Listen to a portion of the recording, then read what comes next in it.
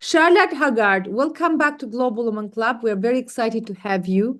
I know you are in big demand. Everybody wants to learn about LinkedIn and what is the secret formula. I know you have that formula, and we will do whatever it takes to discover a little bit of that today. So before we run to a proper session, I would love to know a little bit about you, because at the end of the day, we know the story is where everything starts. So how did you become passionate about LinkedIn? And how did you become one of the top experts in the world in this industry? Okay, well, thanks for having me, Mirela. It's wonderful to be back with Global Woman and talk about this, a topic that I'm very passionate about and that has also changed my career and my business. How did I get involved with LinkedIn? Well, my background is that I, many years ago, started the first career coaching company in Sweden. I started the whole career industry, if you'd like. There was no one working with career development or, career coaching. So over the years, I mean, I've been an entrepreneur for 30-ish years, and part of my job with coaching people and being in organizations and also being interviewed a lot in the media has been around, people wanting to make career changes, maybe going from a full-time job to an entrepreneur or changing career directions. And they've asked me over the years a lot about, how do I make myself stand out in a CV, or, how do I tell my story in a way that people get interested in me? So I very early on, of course, because I also had a recruitment background before I became an entrepreneur, it was very natural for me. I also have a background in marketing. It was very easy for me to give people advice. I also had a talent for that, I think, to find what is the true unique factors with this person. And when LinkedIn entered the market, which, LinkedIn started back in 2003, 1 year before Facebook, actually.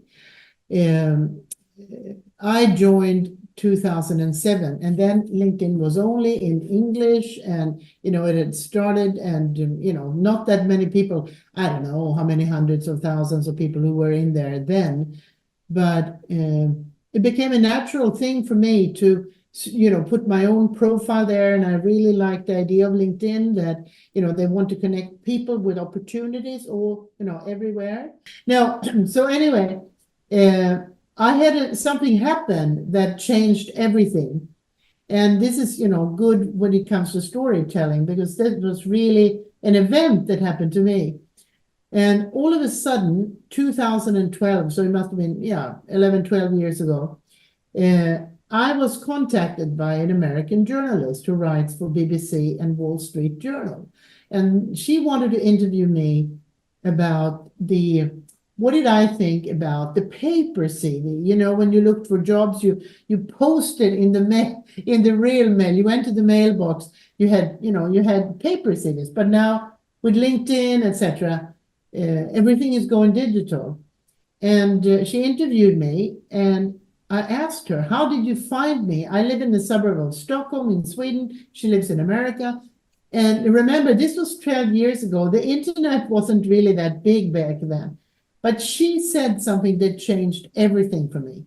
She said, well, Charlotte, it was not very hard to find you. I just put in CV plus expert in the search field of LinkedIn, and your profile came at the top of 350 million profiles. So I decided to interview you because you seem to be an expert. And I just went, what? And then I thought to myself, what else am I missing? I haven't paid attention. I put a profile up there, but I can actually then be interviewed and published in Wall Street Journal without even having thought about that as a goal. And then I thought, oh my God, I'm going to become a LinkedIn expert. I can take all my marketing background and everything else. And I wrote a book. The first book about LinkedIn called Stand Out, Build Your Personal Profile and Stand Out on LinkedIn. And the rest is history, because I've been around the world. I was very early on. And also LinkedIn Nordics, the managing director of CEO of LinkedIn Nordics, immediately adopted me and said, oh my God, so good. We have an external consultant or a specialist out there, talking about marketing in LinkedIn.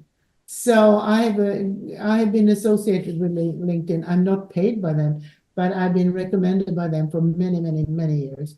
And it has, I have helped them and they have helped me. So that's how it all started. And since then, I have built a 7-figure business just on LinkedIn, teaching people, being in corporations.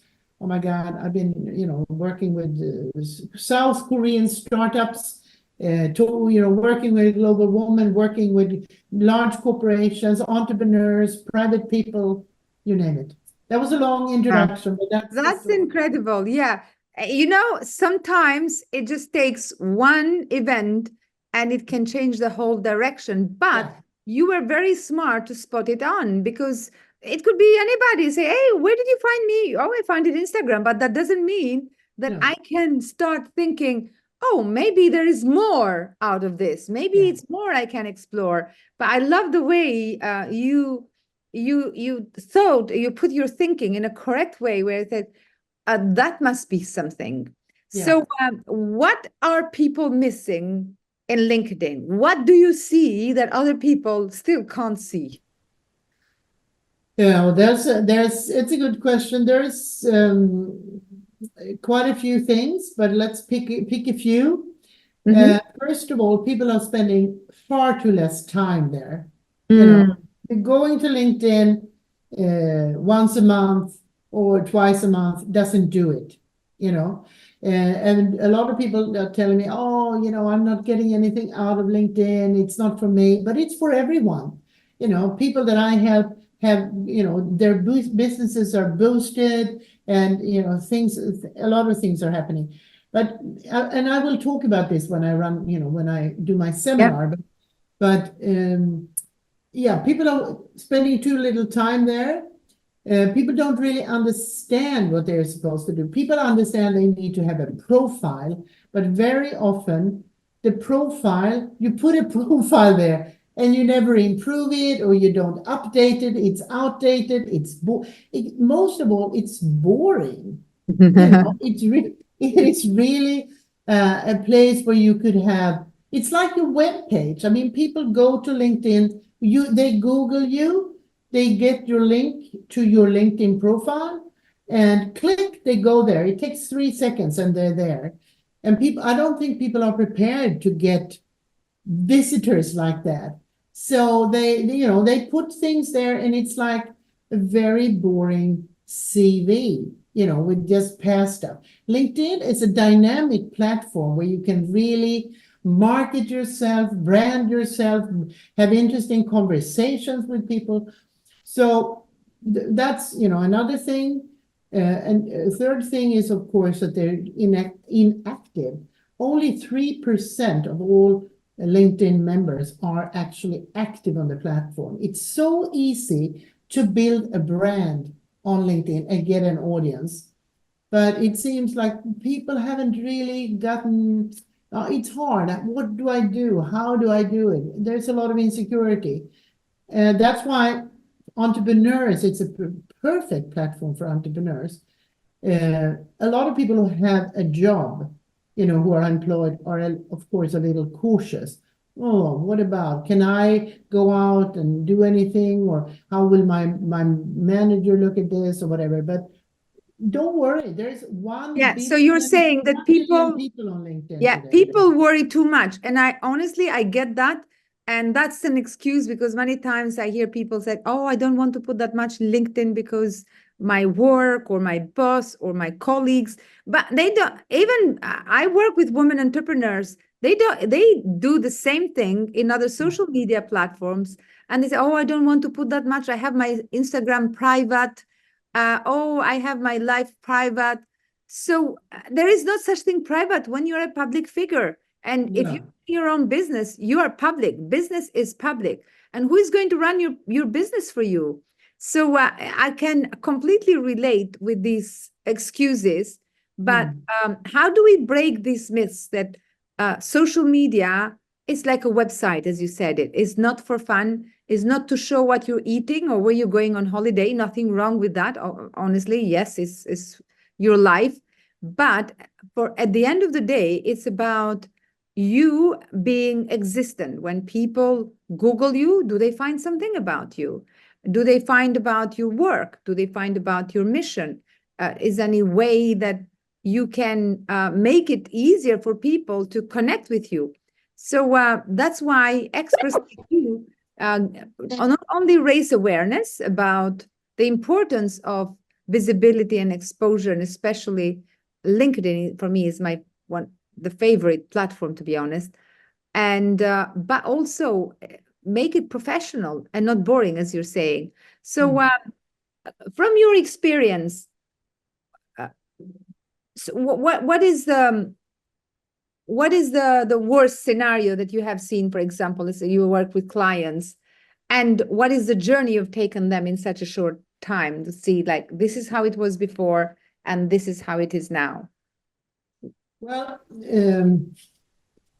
yeah, I work with a lot of people, but I mean, my process is pretty much the same, which I also will talk about when around my seminar later.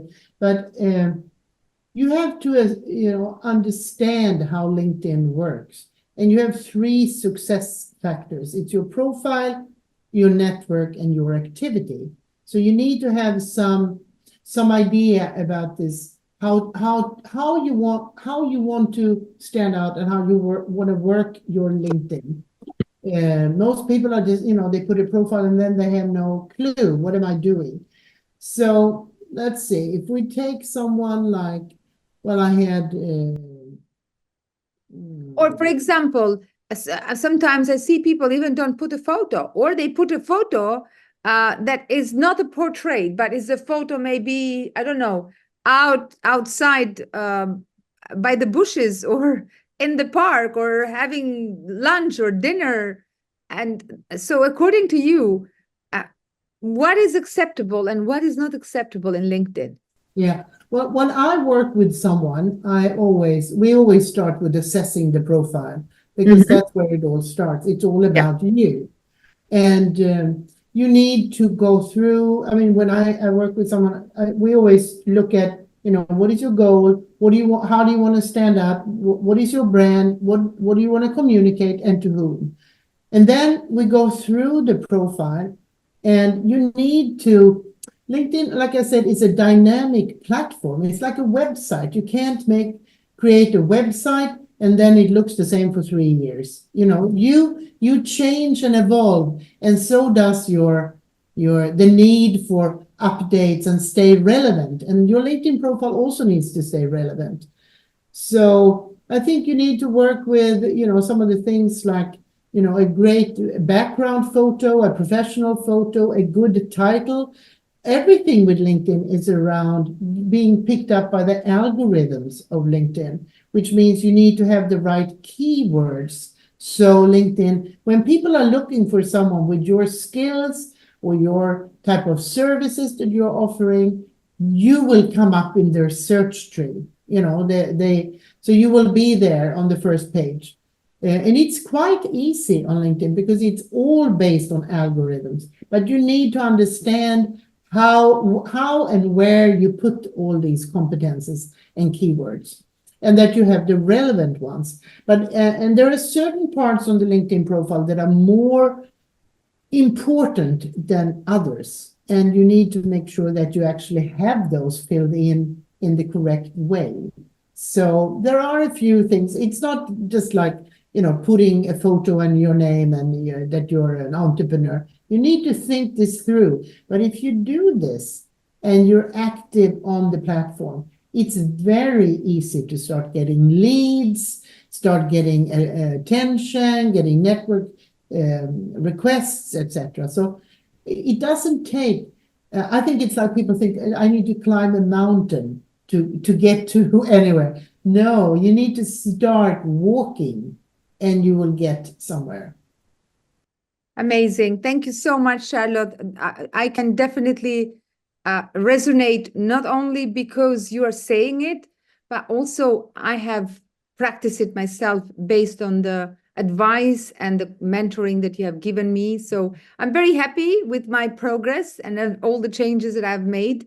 And I think it's amazing, Mirela. I'm proud of you because I remember when we started a few years back, you had only, I don't know, 1,000 people, or I mean, you're a network queen. But I mean, the fact that you have 30,000 people now, it's really, really amazing. Congratulations. And actually anyone could have that. But you have a strong willpower and a strong focus. And it's not only the followers, which is, I mean, for me, LinkedIn, I thought is really hard. I found it much easier with Facebook and Instagram. But then when I moved to LinkedIn, and I neglected LinkedIn for quite a long time. I was just looking at it, but I didn't do that much. I didn't post that much. So I thought I was active, but in fact, no, I was active just seeing what other people are doing. And then slowly, when I completed my profile, I started being more consistent. And I'm telling you, I have so many people, they tell me they have found me from LinkedIn. So I didn't get an approach from the Wall Street Journal, but I definitely got an approach from the Forbes, and also from the Forbes Summit Women, and from TEDx. Or so many people have found me in LinkedIn, and if it was not for LinkedIn, I would have missed so many opportunities. Also, thanks to LinkedIn, I was invited to a family office conference, or so many opportunities that I have seen. Now I see LinkedIn as a priority in comparison to other platforms, to be honest. And I think you're pointing out something that is really important that I also want everyone to understand, that in LinkedIn, like one of the first thing I always work through with my clients is that to be very clear on what is your goal with LinkedIn. Yes, what you want to achieve. On Instagram, it can be goal, to get many followers. But why? On LinkedIn, it can be, that you want to build a big network, you want to be found by potential leads and clients, be found by journalists, build your brand. It can be so many different things. And for an entrepreneur, it's, the target, or not the target, but the audience here tonight, an entrepreneur, I would say it's a necessity, because you don't know. Like, I have been found by people from all over the world. And that's the thing. Your next opportunity can be somewhere that you can't even imagine that they would find you, but they find you. And we're going to do, and are we going to do some assessment today as well? Maybe 1 or 2 case studies, because I really love the idea. I remember when we started assessing my LinkedIn, and you showed me some examples of other people. And I was looking at them. I said, oh my God, no, this is really bad. I'm not that bad. So maybe you will cover something in your presentation, but maybe we can take a case study here as well, one of the ladies. Yeah, if we have a volunteer, I can. Think about it, ladies. I can do a little feedback. Yeah, let's do that.